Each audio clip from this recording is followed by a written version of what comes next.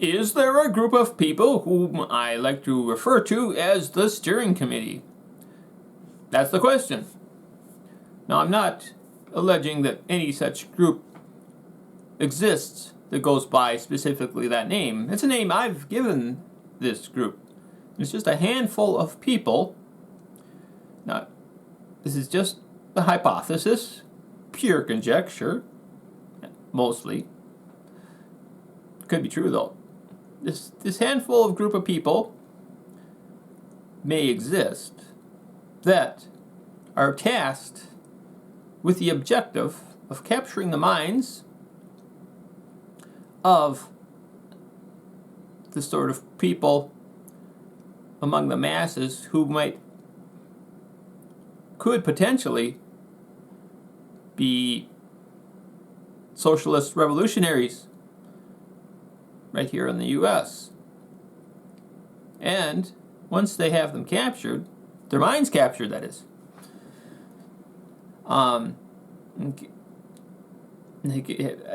once they get that, get them like thinking that they're these steering committee. Once they get the idea that they're on the same, they get the minds of the audience to conclude that they're on the same side, and the steering committee steers the audience towards the Democratic Party candidates come general election time.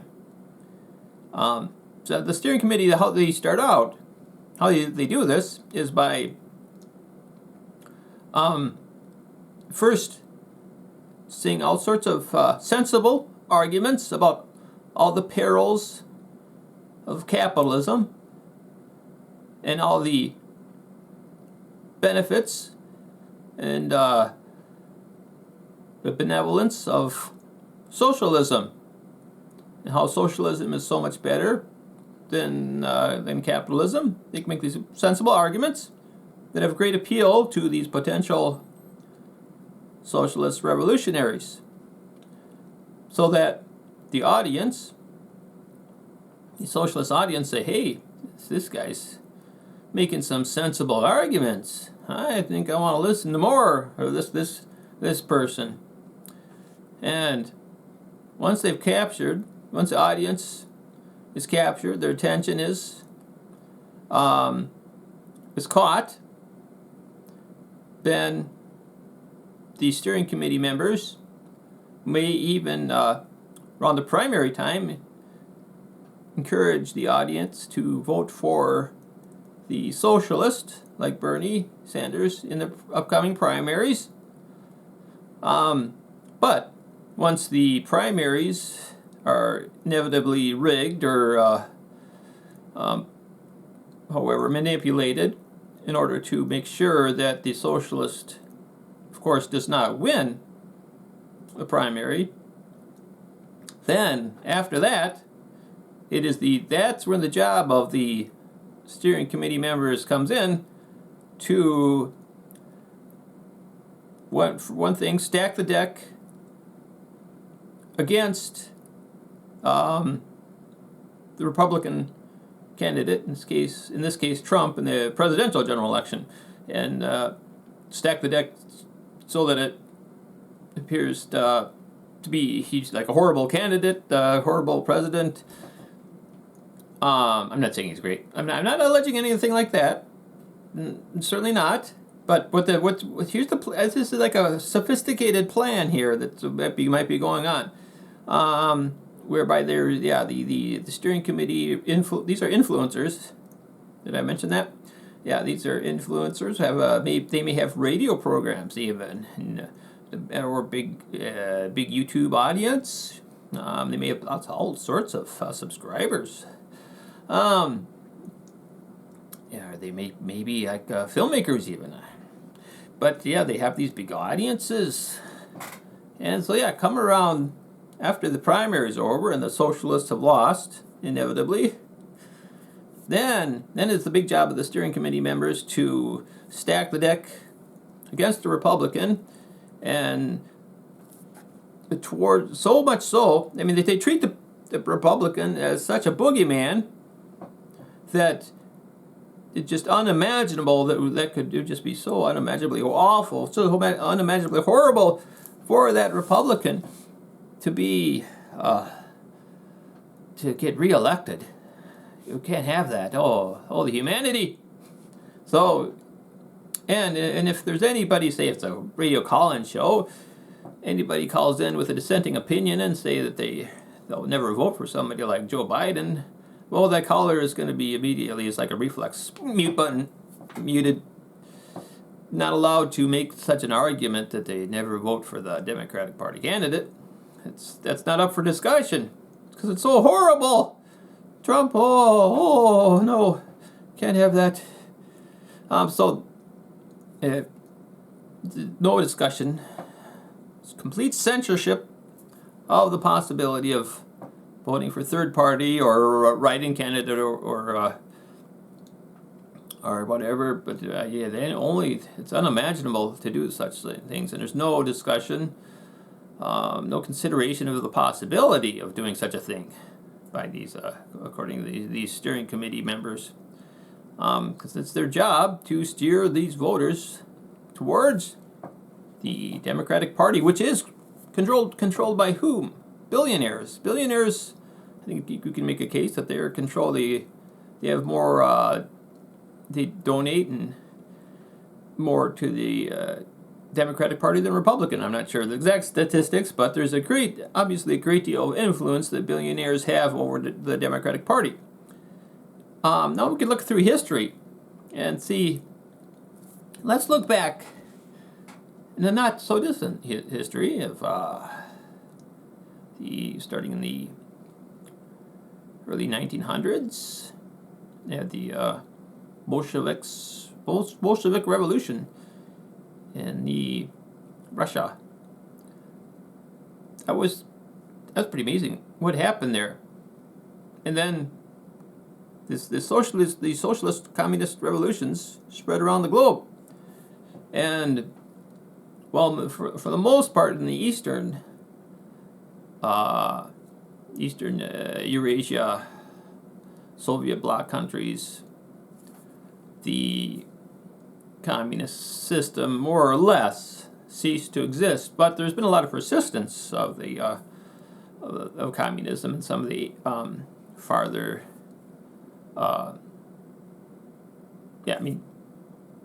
farther east. The Western Eurasia, I should say. I mean, the Eastern Bloc countries, we refer to them as like the border between what's known as Europe and Asia. But Eastern Eurasia, like China, North Korea, Vietnam. There's been a persistence of communism, and there's also been Central and South America. There's been persistence of socialist governments, and you got to be I have to think that these billionaires have to look at these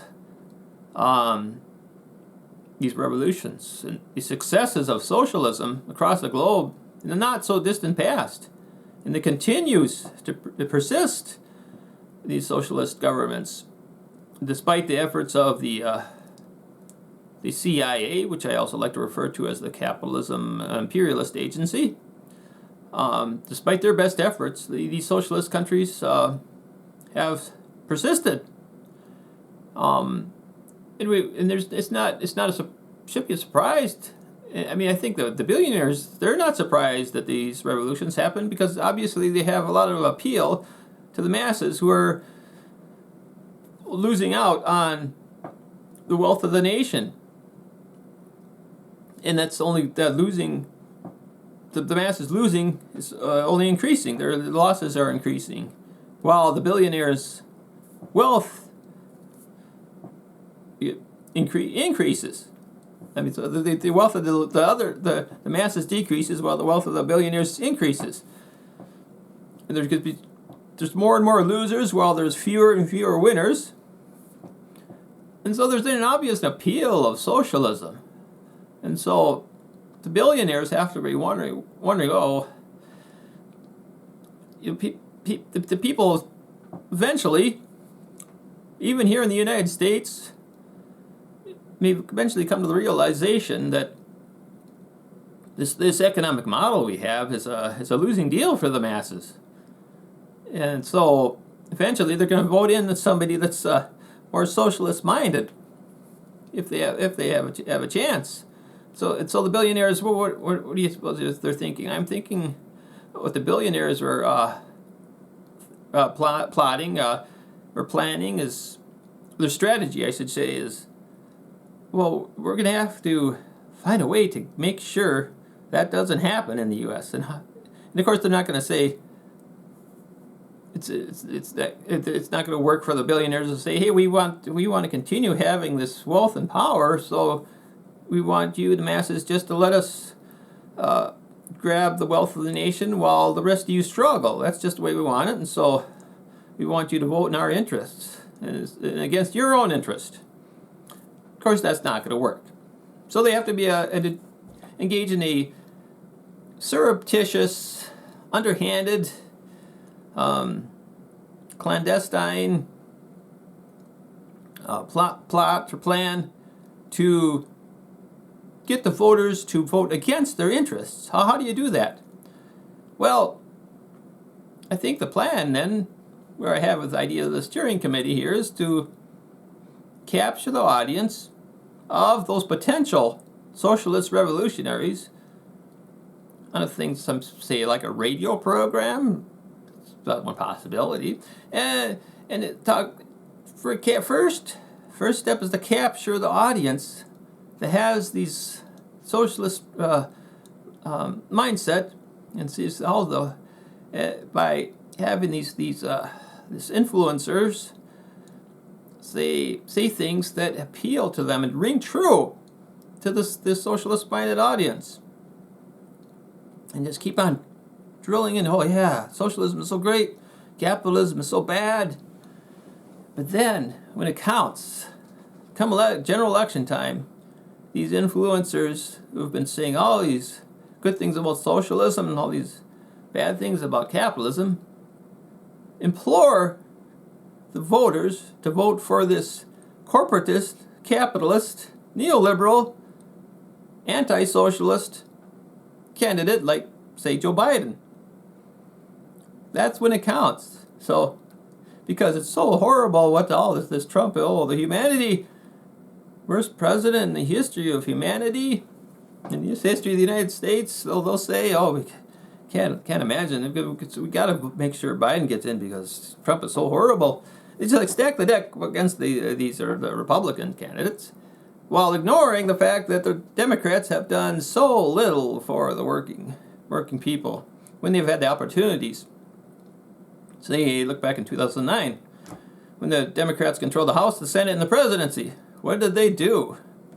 Well, pretty much nothing for the people, for the masses. They enacted all they did of significance was enact Obamacare, which is basically written by the corporate insurance industry for their benefit. I mean, who's going to benefit from a law the most where people are forced to buy the private insurance by law?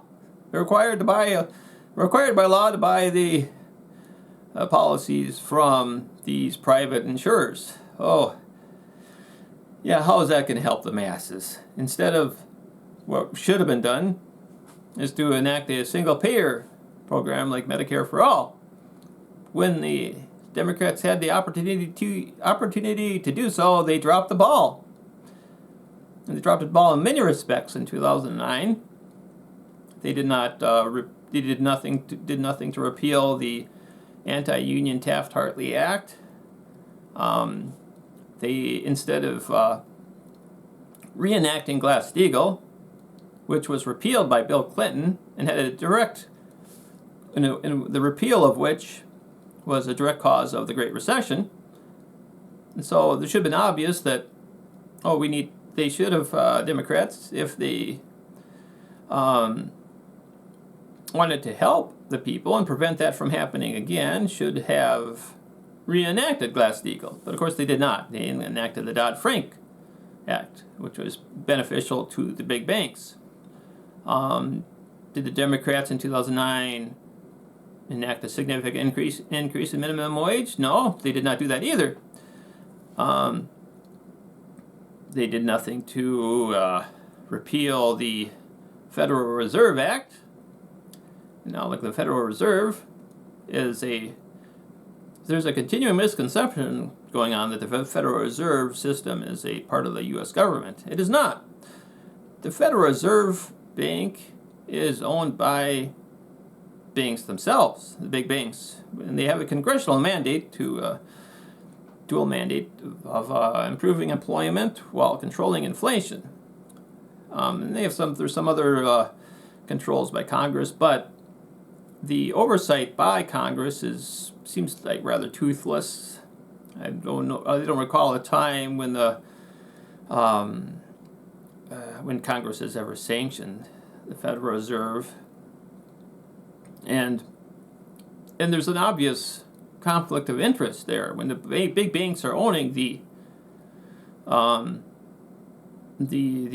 source of power that controls the monetary policy in the country and the money supply. There's a huge conflict of interest there. So yeah, they should. But of course, there was no talk about repealing the Federal Reserve Act back in 2009. What else have they not done? They didn't really do a whole heck of a lot. All they did was they provided that nice gift to the insurance industry, it's called Obamacare. And there's all sorts of laws they could have enacted, but they did not do so. And so as a result, there's just continuing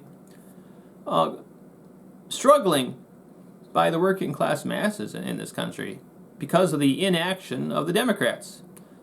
And why did they not do anything back when they had the chance, when they controlled the House, the Senate, and the presidency? Well, because the billionaires did not want them to change anything. The billionaires really like how things are. They enjoy how all the wealth gets funneled up to them while everybody else struggles. It's a great deal for the billionaires. So billionaires tell their candidates to just keep up the good work. It's good work by the billionaire standards, bad work by working class standards. So it helps the billionaire. The Democrats have helped the billionaires while hurting the working class. So now, why? And there's no indication that things are going to change. Absolutely none whatsoever with these corporate Democrats like Joe Biden, or whoever is going to replace him. If I have my doubts he's even going to get to make it to the general election before getting kicked out, eased out of the candidacy, I should say. Yes, I have my doubts that he's even going to be the candidate, I should say. But if he's not going to be the candidate, some other corporate neoliberal Democrat's going to be the candidate, friend of the billionaires. And so what are these steering committee guys I'm talking about? Like these influencers. They tell you to vote for the same people who are helping capitalists and the billionaires and are doing everything they can to block socialist reform.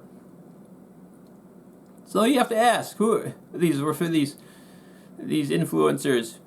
Are they really supporting socialism? Do you think they really support socialism and are against capitalism? If they're telling their audience to vote for this capitalist, anti-socialist, corporatist, Democratic candidate, I have my doubts. But it's sort of just the sort of thing the billionaires would want. It's just the sort of way to prevent a socialist revolution.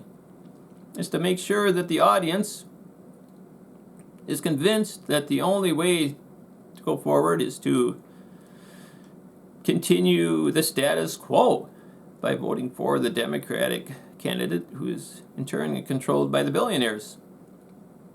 And so that is why I think it's just this underhanded, surreptitious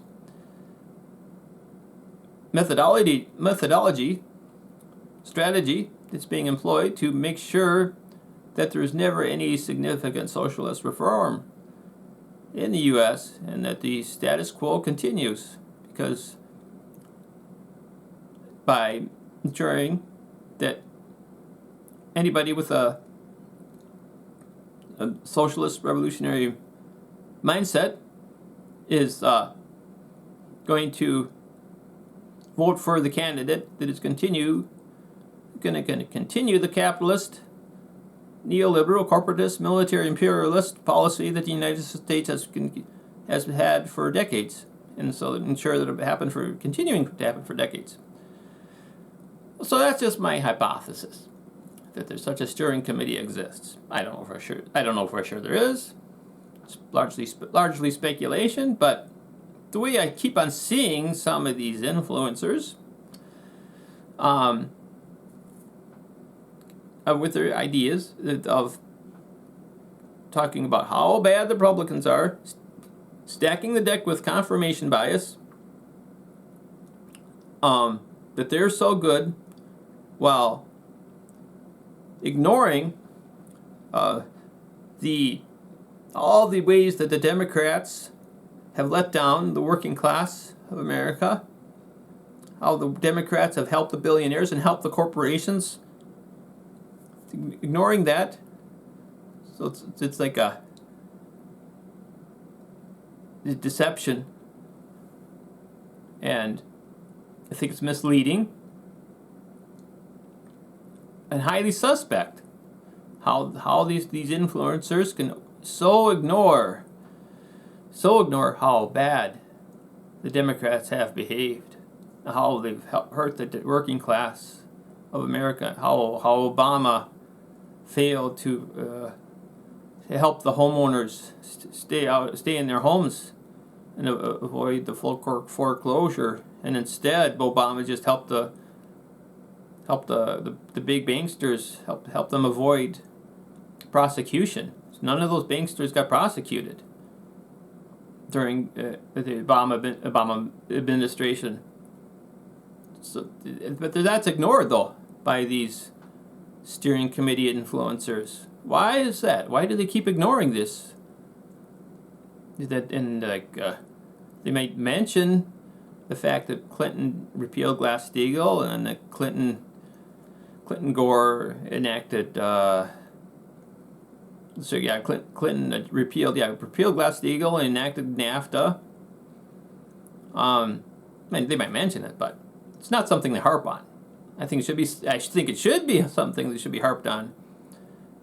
What the Democratic members of Congress and the presidents of the past, how either did nothing good or did a lot bad, and that should be harped on, and so that there's no hope of any significant improvement for working class America if we continue on with these corporate Democrats.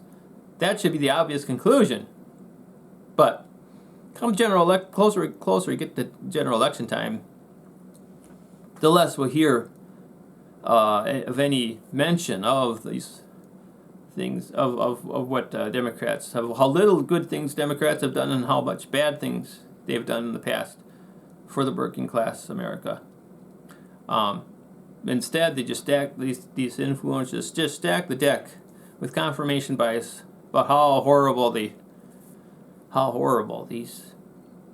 Republicans are, and how Trump's the boogeyman, the white whale, or as I like to call it, the orange whale. He's the orange whale. Just try to build up this OCD obsession with Trump as the boogeyman, while ignoring how the Democrats have failed us over and over again, with no end in sight, and how much influence the billionaires have over the Democratic Party. So that's my hypothesis. I guess this is hopefully made my point. I think I'll end it here. Thanks for watching.